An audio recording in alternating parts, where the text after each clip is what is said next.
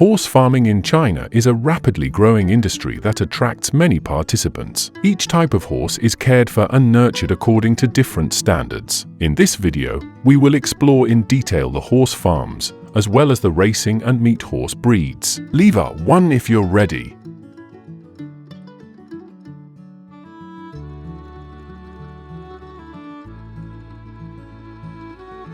In China, the main types of meat horses are the Burma and Mongolian horses, which are raised on vast natural grasslands.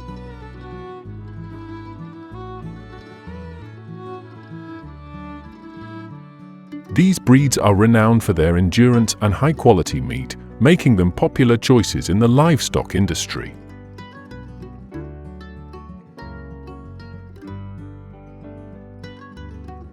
Meat horse farms typically utilize areas with abundant natural grass as the primary food source for the horses.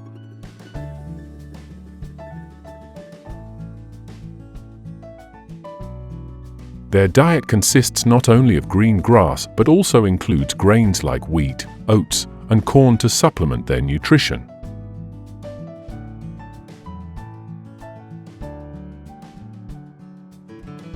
Horses raised for meat are often older or no longer able to work, as they gradually lose strength with age and become unsuitable for activities such as riding or racing.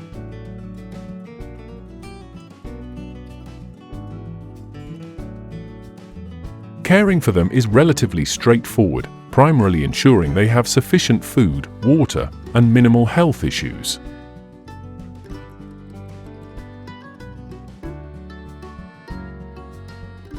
In China, meat horses are mainly raised to supply the domestic market.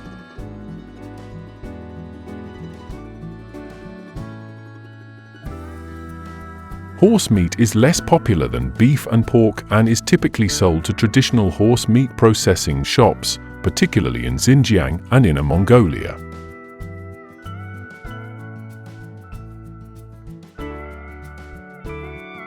It is also sold to households for home cooking. Horse meat is not only nutritious but also low in cholesterol, making it a popular choice for consumers looking to maintain their health.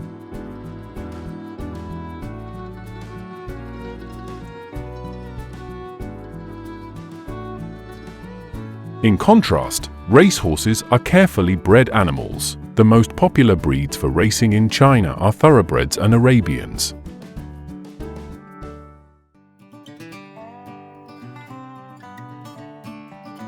Racehorse farms are typically large, ranging from 100 to 300 hectares, to ensure there is enough space for the horses to train and develop.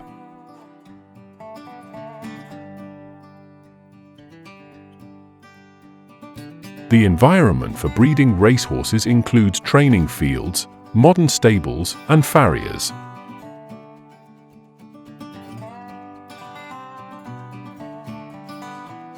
Temperature and humidity are closely monitored to allow the horses to reach their full potential. The nutrition of racehorses is also a critical factor.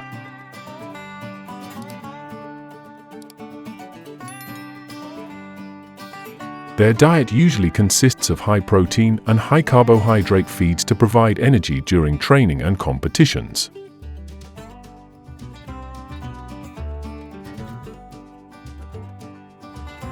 A typical meal includes fresh grass, oats, barley, and other grains.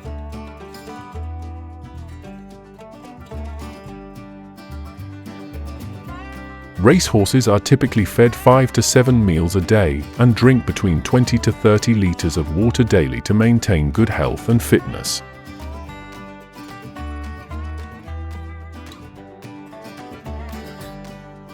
Regular training is essential for racehorses as well. A training schedule may include trot workouts, gallops, and recovery exercises after each race.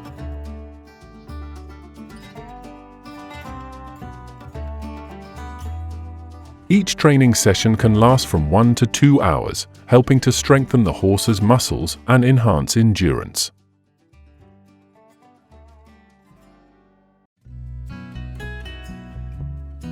For major races, racehorses in China are often sent to international racing tracks to compete and learn additional skills.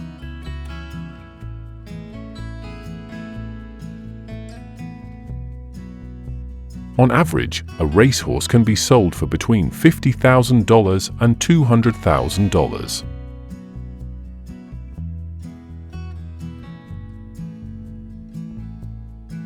However, for famous horses with great potential and prestigious bloodlines, prices can soar into the millions.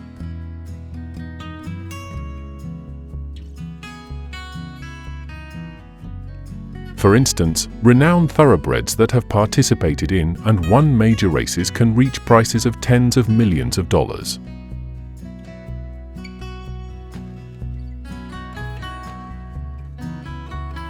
If you also have a passion for horse breeding, leave a comment with the number 1, and let's discuss modern breeding techniques together.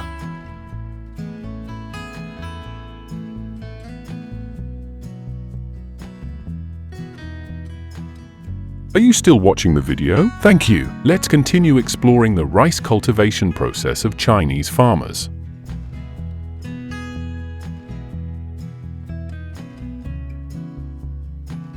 Rice is a staple food that accounts for 40% of the world's food supply.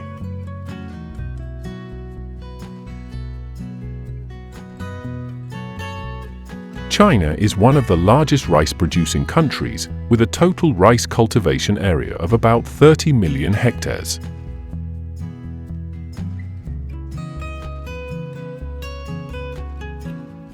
To achieve a good rice harvest, farmers typically select suitable land that has high moisture levels and good drainage, along with applying nitrogen fertilizers to enhance soil nutrients.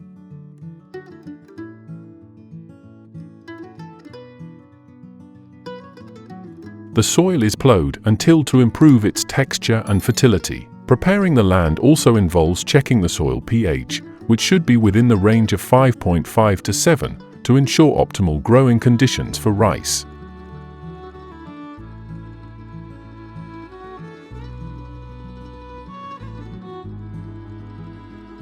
After the land has been prepared, the next step is sowing the seeds. The common rice varieties in China are Indica and Japonica, both of which are resistant to many pests and have high yields.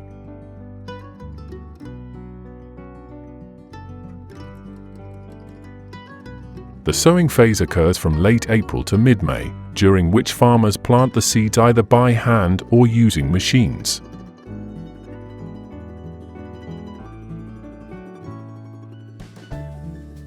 Rice requires a lot of water, especially during the early stages of growth.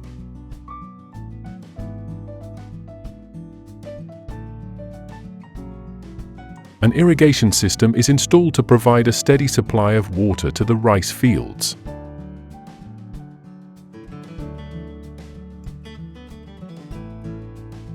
Water levels in the rice paddies are maintained at 5 to 10 centimeters throughout the growing season, with a total water requirement of approximately 1,500 to 2,000 millimeters during the cropping period.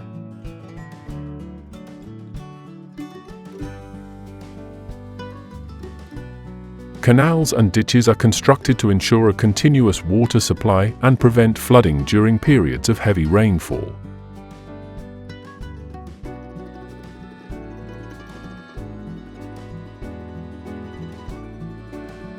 Throughout the growth process, rice requires careful attention. Farmers regularly check the health of the rice plants to detect pests and diseases early, such as brown planthoppers and rice blasts.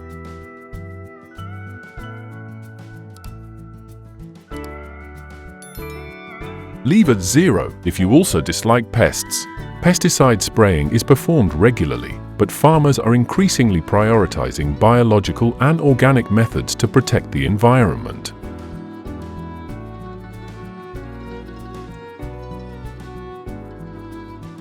Fertilization is an essential part of rice cultivation. The commonly used fertilizers include nitrogen, phosphorus, and potassium in a 15 hours, 15 minutes, and 15 seconds ratio, and 1 hectare of rice typically consumes about 500 to 700 kilograms of fertilizer.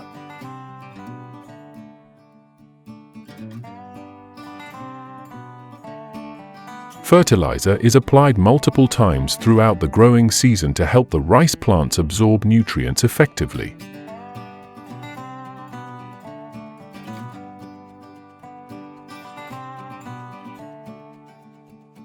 When the rice reaches maturity, the harvesting process begins from September to October.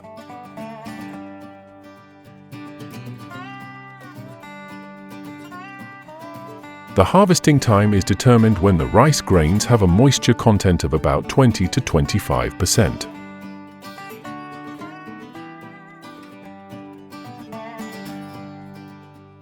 Using machines for harvesting saves time and labor, but in smaller or hard-to-reach areas, hand harvesting is still preferred.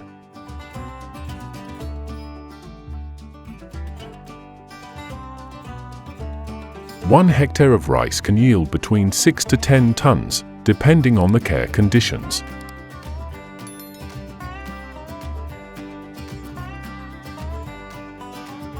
Farmers use threshing machines to separate the grains from the stalks before bringing them in for storage.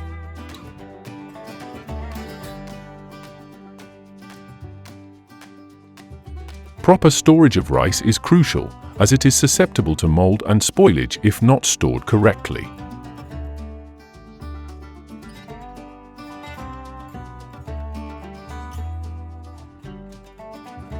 In addition to supplying the domestic market, China also exports rice worldwide.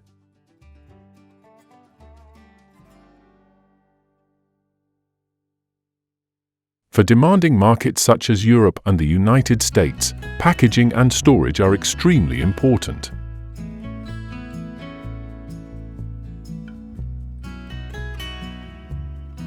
The Chinese government has entrusted the packaging and export process to various enterprise units.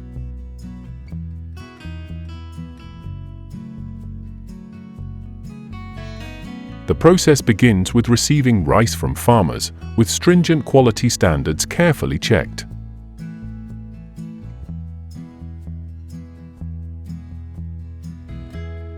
The moisture content of the rice must be around 13 to 14% to ensure quality.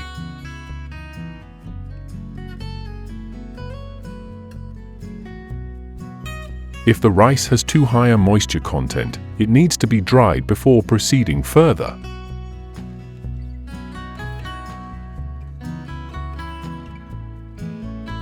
Next, the rice is screened to remove dirt, sand, and impurities.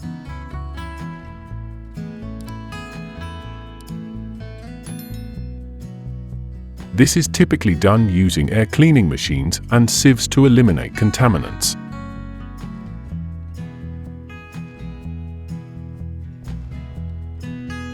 Some factories even use impurity separation machines to ensure the highest quality output.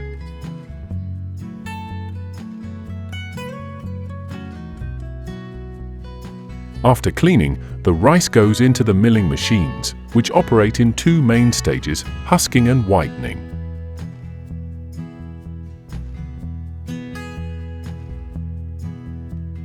During the whitening stage, the bran and rice powder are removed, resulting in white rice with a bright appearance and high luster.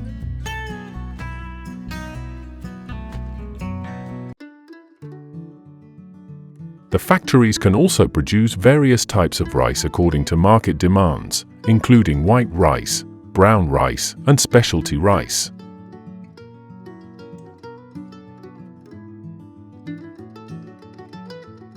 Some factories now use optical technology to classify rice by color and grain type, thereby enhancing accuracy and efficiency.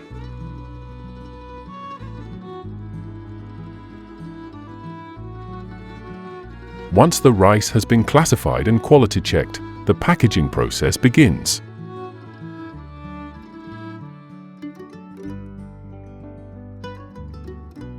The rice is packaged in high-quality bags weighing between 5 kilograms and 50 kilograms, depending on customer requirements.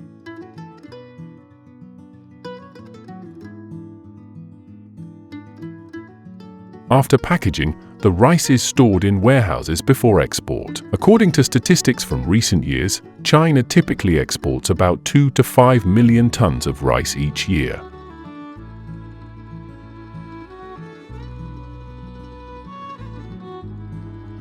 The total revenue from rice exports can range from approximately $800 million to $3 billion annually.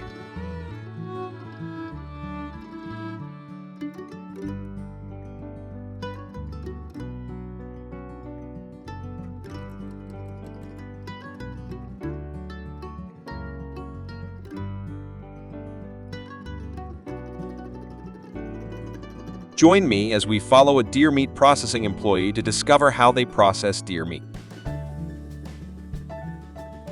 After skinning, the deer meat pieces appear before us like meticulous works of art. Plant workers carry out the meat trimming task with concentration and high professional skill. They carefully select and separate meat parts with precision, from tenderloins to thigh meat and loin. Each maneuver ensures the freshness and tenderness of the meat, ensuring that every piece of deer meat meets the standard.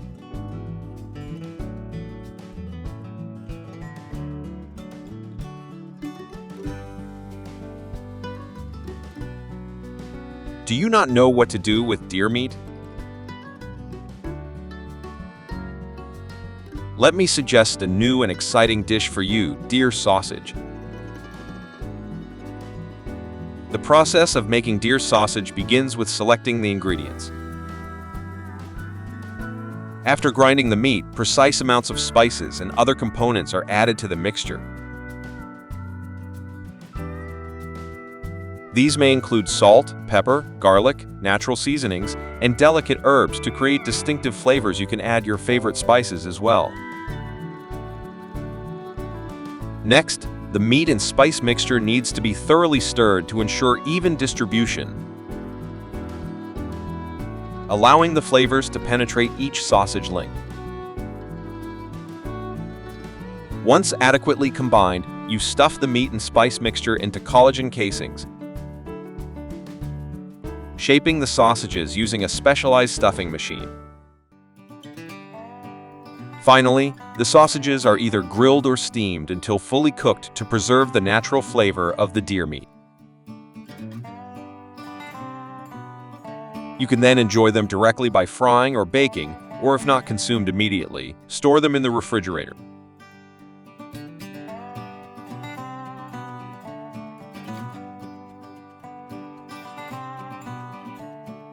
Venison grilled is a unique and enticing dish, thanks to the natural flavor of deer. With a crispy outer layer and juicy interior, grilled deer has an irresistible appeal that captivates anyone who sees it. Imagine yourself out camping and grilling a deer thigh. Its aroma is simply marvelous. The combination of the mountainous landscape and grilled deer is truly worth experiencing. Do you find this suggestion appealing? Please leave a 1.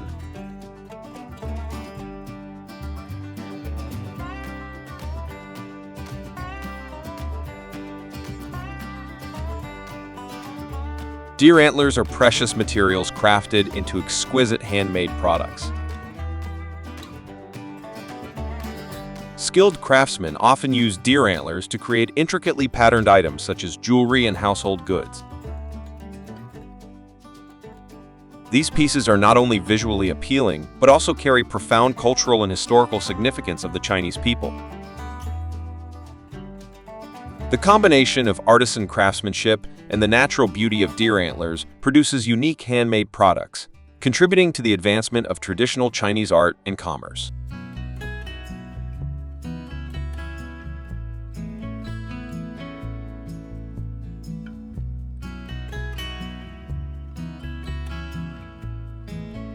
For centuries, the Chinese have used deer antlers for medicinal purposes, believing in its healing properties and health benefits.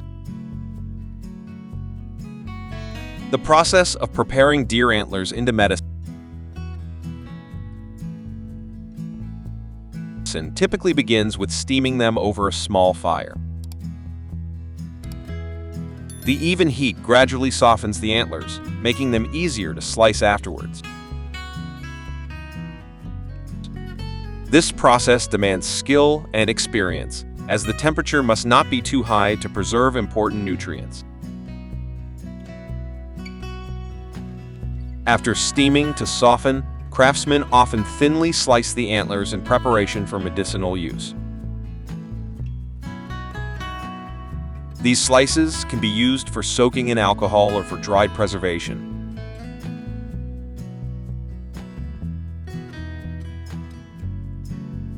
Let's go see how deer are cared for on the farm. Please leave a 1 if you're sure about that. Every morning, as the sunlight filters through the dreamy streams, lazy deer playfully roam on lush green meadows, creating a vibrant picture of freedom blending with nature. Dedicated farmers on the farm serve not only as guides, but also as protectors of the health and growth of the deer herd. With deep knowledge and practical experience, they implement advanced nutritional and care methods to ensure the robust health of each deer. The farm isn't just a place for producing high-quality deer meat. It's also an ideal destination for travelers seeking to learn about natural life and experience close encounters with wildlife. Stepping onto the deer farm feels like entering another world, where you can immerse yourself in the exquisite beauty and simple life of nature.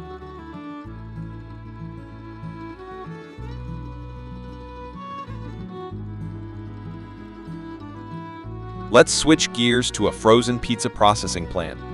Leave a 0 if you find this video boring. The production process of frozen pizza at the factory begins with feeding the ingredients into a dough mixer. Key ingredients like flour, water, yeast, salt, and oil are combined and thoroughly mixed in the machine to create a smooth and uniform dough mixture. Once the mixing process is complete, the dough is transferred to a dough sheeter. Here, the dough is rolled thin to achieve the desired thickness, ensuring the pizza crust has a perfect texture. When the pizza bases meet the standard, they are moved to the shaping line to be divided into evenly sized discs.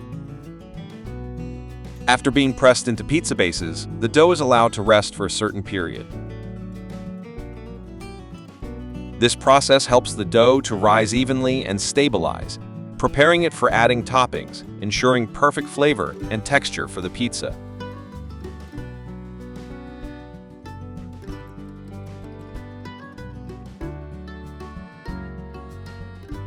The next step in making pizza is spreading tomato sauce onto the rested pizza bases. After evenly spreading the tomato sauce, various toppings such as vegetables, meat, and other ingredients are added. This process is typically carried out using automated machines to ensure consistency and efficiency. Finally, a layer of cheese is sprinkled over the pizza surface, completing it with a flavorful topping. These components are arranged to ensure each slice has enough toppings and distinctive flavors. The final stage of pizza production involves placing the pizzas into a rapid freezing system. After freezing, the pizzas are transferred to a labeling and automatic packaging line. Each pizza is labeled with product information and storage instructions. If you enjoy eating pizza, please leave a 1.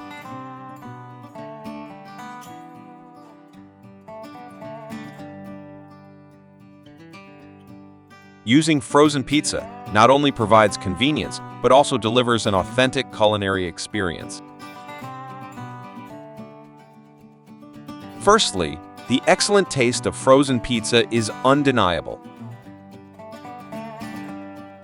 With thin, smooth dough slices topped generously with rich sauce and flavorful spices, each slice retains the aroma of fresh and delicious ingredients when baked.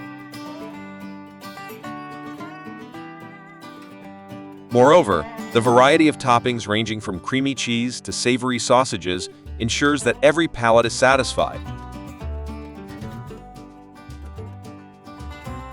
Next, its convenience is a standout feature beloved by many families. No need to go out shopping or wait for delivery. Just a few minutes in the oven and you have a hot, delicious pizza ready at home. This not only saves time, but also preserves the freshness and maximum flavor of the pizza with every bite.